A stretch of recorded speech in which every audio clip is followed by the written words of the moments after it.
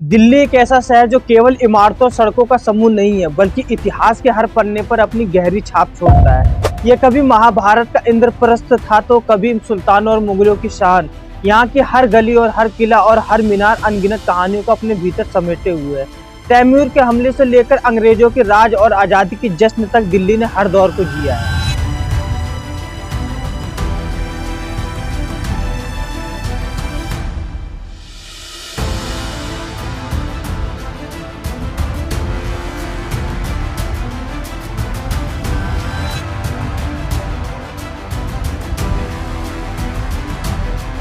नमस्कार दोस्तों, आज की वीडियो काफी इंटरेस्टिंग होने वाली है क्योंकि आज की इस वीडियो में हम अपनी दिल्ली के इतिहास के बारे में जानेंगे।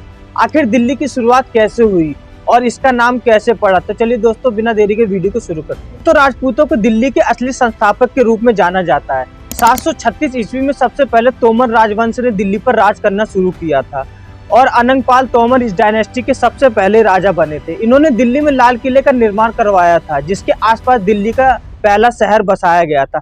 इस किले को अबुल फजल ने किला राय पिथौरा का नाम दिया था। साथ ही अनंगपाल तोमर दिल्ली में आयरन पिलर भी लेकर आए थे, जो आज कुतुब मीनार कैंपलेक्स में स्थित है। ये पिलर सेंट्रल इंडिया के उदयगिरी से लाया गया था। करीब 450 सालों तक दिल्ली में तोमर डायनेस्टी की हुकूमत रही। तोमर डायनेस्टी के राजा अनंगपाल तोमर द्वितीय के पोते पृथ्वीराज चौहान थे, जिन्होंने दिल्ली में 1180 से लेकर 1192 तक राज किया। पृथ्वीराज चौहान एक महान और समझदार योद्धा थे। इन्होंने पहले ही भाप लिया था कि इस्लामिक शासक भारत में प्रवेश करने की योजना बना रहे हैं। दोस्तों, पृथ्वीराज चौहान ने सभी राजपूत राजाओं को एक साथ मिलाया और काफी हद तक विदेशी ताकतों को रोकने में कामयाब भी रहे थे। 12वीं शताब्दी के अंत में मोहम्मद गौरी ने सिंध और पंजाब राज्यों को जीत लिया और दिल्ली पर सत्ता स्थापित करने की कोशिश की, लेकिन पृथ्वीराज चौहान ने उसके मंसूबों को नाकाम कर दिया। असल में दोस्तों, राजपूत राजा अपनी बहादुरी के साथ साथ अपने असूलों के लिए भी जाने जाते थे। वो कभी निहत्थे और कमजोर व्यक्ति पर वार नहीं करते थे। 1191 में पृथ्वीराज चौहान ने मोहम्मद गौरी को बैटल ऑफ तराइन के युद्ध में परास्त कर दिया, लेकिन उसे मारा नहीं और मोहम्मद गौरी को जिंदा जाने देना पृथ्वीराज चौहान की सबसे बड़ी गलती साबित हुई। मोहम्मद गौरी ने सन 1192 में एक बार फिर पृथ्वीराज चौहान के साथ युद्ध किया और इस बार दोस्तों पृथ्वीराज चौहान को दूसरे राजाओं का साथ नहीं मिला, जिस वजह से उनकी हार हुई। पृथ्वीराज चौहान दिल्ली के अंतिम हिंदू रूलर माने जाते हैं। मोहम्मद गौरी ने अपने गुलाम कुतुबुद्दीन ऐबक को 1206 में दिल्ली का बादशाह बना दिया और इसी साल दिल्ली सल्तनत की स्थापना भी शुरू हुई। क्योंकि कुतुबुद्दीन ऐबक एक गुलाम था, इसलिए उनके राजवंश को स्लेव डायनेस्टी का नाम दिया गया।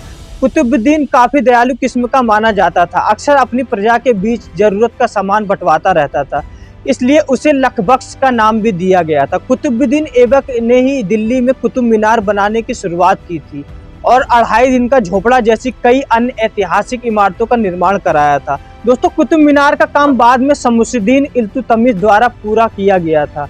इल्तुतमिश ने दिल्ली पर राज करने के दौरान चाह लगने की शुरुआत की, जिसे एक प्रकार का मंत्रिमंडल कहा जाता है, और साथ ही एकता सिस्टम की शुरुआत भी इल्तुतमिश के द्वारा ही की गई थी। दोस्तों, इल्तुतमिश ने चंगेज खान जैसी बाहरी ताकतों को भारत में प्रवेश करने से रोक कर रखा। स्लेव डायनेस्टी की चौथी शासक रजिया सुल्तान हुई, जो दिल्ली की पहली और आखिरी रूलर महिला मानी जाती है। लेकिन एक महिला किसी हुकूमत पर राज करे, ये बात लोगों को हजम नहीं हुई और कुछ ही समय में रजिया सुल्तान को हटा दिया गया। इल्तुतमिश के बाद स्लेव डायनेस्टी के अन्य सभी राजा कमजोर हुए और 1290 में तुर्की आक्रमणकारी जलालुद्दीन खिलजी ने दिल्ली पर खिलजी डायनेस्टी की शुरुआत की। दोस्तों, जलालुद्दीन एक शांत और उदार किस्म के राजा थे, लेकिन सन 1296 में उसके भतीजे और दामाद अलाउद्दीन खिलजी ने अपने ही ससुर की हत्या कर सिंहासन हड़प लिया था। अलाउद्दीन खिलजी ने दिल्ली में बैठे बैठे अपना साम्राज्य दक्षिण भारत में मदुरै शहर तक स्थापित कर दिया था। इसके अलावा गुजरात, मालवा, वारंगल, रणथंभौर, चित्तौड़गढ़, मेवाड़ और जालोर जैसे कई बड़े राज्य अपने साम्राज्य में मिला लिए। अलाउद्दीन खिलजी ने दिल्ली में फ्री मार्केट पॉलिसी शुरू की, जिससे दिल्ली में ट्रेड को काफी बढ़ावा मिला। हालांकि दोस्तों, इसकी क्रूरता के किस्से काफी मशहूर हैं। दोस्तों, फिल्म पद्मावत में खिलजी का कैरेक्टर आपने देखा ही होगा। अलाउद्दीन खिलजी एक बाइसेक्सुअल था, जिसके मालिक काफूर के साथ संबंध थे, लेकिन अलाउद्दीन खिलजी की मौत के बाद खिलजी राजवंश का भी पतन होना शुरू हो गया था। दोस्तों, कुतुबुद्दीन मुबारक शाह खिलजी राजवंश का अंतिम शासक था, जिसे एक पागल शासक भी माना जाता है। कहा जाता है कि कुतुबुद्दीन मुबारक शाह के अजीज शौक थे। वो शराबी तो था ही, साथ ही महल में बिना वस्त्रों के घूमता था। यहाँ तक कि वो महिलाओं और पुरुषों को भी ऐसा ही करने की सलाह देता था और कभी कभी तो महिलाओं के ही कपड़े पहनकर घूमने लगता था। लोगों को समझ आ गया था कि ये दिल्ली के तट पर ज्यादा समय तक बैठ नहीं पाएगा और 1320 में मुबारक शाह की वजीर खुसरो खान ने ही उसकी हत्या कर दी और 1320 में दिल्ली तुगलक डायनेस्टी की शुरुआत होती है। इस राजवंश के शासकों ने दिल्ली में काफी काम कराया, सोशल रिफॉर्मर्स लेकर आए, लेकिन तुगलकों की एक कमजोरी ये रही कि ये मंगोल के आक्रमण को रोक नहीं पाए। इससे पहले जितने भी शासक हुए उन्होंने दूसरे विदेशी हमलावरों को रोक कर रखा था, लेकिन तुगलक इसमें नाकाम साबित हुए। ज्ञात अलाउद्दीन तुगलक के बाद मोहम्मद बिन तुगलक दिल्ली का बादशाह बना था, जिसने दिल्ली छोड़कर दौलताबाद को अपनी राजधानी बनाया। और दोस्तों, विदेशी आक्रमणकारियों ने इस बात का फायदा उठाने का सोचा। तैमूर लंग ने 1398 में दिल्ली पर आक्रमण कर दिया। इससे पहले ये पारसिया, अफगानिस्तान और मुल्तान जैसे राज्य जीत चुका था। पंजाब के जरिए उसने भारत में एंट्री ली। दिल्ली में तैमूर लंग ने 2 हफ्ते में ही भयंकर कोहराम मचा दिया था। सब जगह हाहाकार हो गई थी, महिलाओं का सरेआम शोषण हो रहा था। जो रास्ते में आता था उसे मौत की नींद सुला दिया जाता था। 15 दिनों तक तैमूर और उसकी सेना ने खूब लूटपाट मचाया और भारत से जाते वक्त हरिद्वार, कांगड़ा और जम्मू जैसे इलाकों में भी भयंकर तबाही मचाकर गया। कहा जाता है कि तैमूर की लूट के बाद तैमूर को उभरने में 100 सालों का समय लगा था। दोस्तों, 1414 में खिलजी शाह को तैमूर लंग ने दिल्ली की गद्दी पर बिठाया और इस तरह दिल्ली में सैयद वंश की शुरुआत हुई और ये डायनेस्टी दिल्ली की इतिहास की सबसे कमजोर डायनेस्टी मानी जाती है और बहुत कम समय तक ये दिल्ली पर राज कर पाए। और दोस्तों, सैयद वंश के अंतिम शासक आलम शाह को हराकर बहलाल लोदी दिल्ली का बादशाह बन गया। लोदी वंश ने दिल्ली को व्यापार और लिटरेचर का केंद्र बनाया। इस वंश के दूसरे शासक सिकंदर लोदी हुए, जिसने आगरा शहर बसाने की शुरुआत की और साथ ही दिल्ली में और आसपास के कई राज्यों पर इस राजवंश ने काफी निर्माण कराए। दिल्ली के लोधी गार्डन में लोधी वंश के शासकों के मकबरे बने हुए हैं। लोधी वंश के अंतिम शासक इब्राहिम लोधी हुए। दोस्तों, इब्राहिम लोधी वैसे तो ताकतवर शासक के रूप में माने जाते थे, लेकिन उसके शक करने की आदत बहुत खराब थी। छोटी छोटी बातों पर वो अपने मंत्रियों की हत्या करा देता था, हर किसी को संदेह की दृष्टि से देखता था। इब्राहिम लोधी को गद्दी से हटाने के लिए अलाउद्दीन और दौलत खान, जो उसके दरबार में गवर्नर थे, उन्होंने बाबर को भारत में आने की न्योता दे दिया था। और दोस्तों, बाबर को भारत आने का इससे अच्छा मौका नहीं मिल सकता था और काबुल छोड़कर वो भारत आ गया। 1526 में इब्राहिम लोदी और बाबर के बीच पानीपत का पहला युद्ध होता है, जिसमें बाबर की जीत होती है। उसने जीत की खुशी में प्रजा के बीच चांदी के सिक्के बंटवाए थे।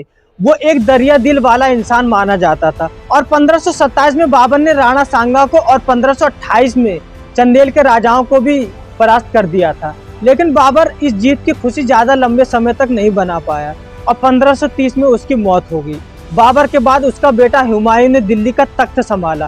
दोस्तों, हुमायूं काफी शांत स्वभाव का था। उसके अपने भाइयों ने ही उसके खिलाफ षड्यंत्र रचा, जिसकी वजह से उसे जान बचाकर भारत से भागना पड़ा। इसके बाद दोस्तों 1540 में दिल्ली में सूर्य वंश के राजाओं ने राज किया। शेरशाह सूरी सबसे पहले बाबर की सेना में एक सैनिक था। इसके बाद दोस्तों करीब 300 सालों तक मुगलों ने भारत पर राज किया, जिसमें बाबर के बाद अकबर, जहांगीर, शाहजहां और औरंगजेब ने भारत पर राज किया। मुगल शासनकाल में भी विदेशी आक्रमणकारियों ने भारत को लूटना बंद नहीं किया। नादिर शाह और अहमद शाह दुरानी जैसे शासकों ने भारत पर कई बार आक्रमण किया और न जाने कितनी धन दौलत बाहर लूटकर लेके गए। और 1800 के बाद मुगल साम्राज्य कमजोर होने लगा था। 1857 के विद्रोह के बाद ब्रिटिश ने बहादुर शाह जफर द्वितीय को बर्मा भेज दिया दोस्तों, जिसके बाद दिल्ली में ब्रिटिश क्राउन रूल की शुरुआत हुई। 1858 में क्वीन विक्टोरिया को भारत का एम्परर घोषित कर दिया गया। अंग्रेजों ने पहले कोलकाता को भारत की राजधानी बनाया था, लेकिन 1911 में कोलकाता से राजधानी को दिल्ली शिफ्ट कर दिया गया और तब से लेकर आज तक दिल्ली को भारत की राजधानी होने का गौरव प्राप्त है। दोस्तों 1947 में आजादी के 5 साल बाद 1952 में चौधरी ब्रह्म प्रकाश दिल्ली के प्रथम मुख्यमंत्री बने। तो दोस्तों ये था हमारी दिल्ली का पूरा इतिहास। उम्मीद है दोस्तों आज की वीडियो आपको पसंद आई होगी। वीडियो अच्छी लगे तो लाइक, कमेंट, शेयर कर देना, चैनल को सब्सक्राइब कर देना। फिर मिलते हैं दोस्तों अगली वीडियो में। बहुत बहुत धन्यवाद।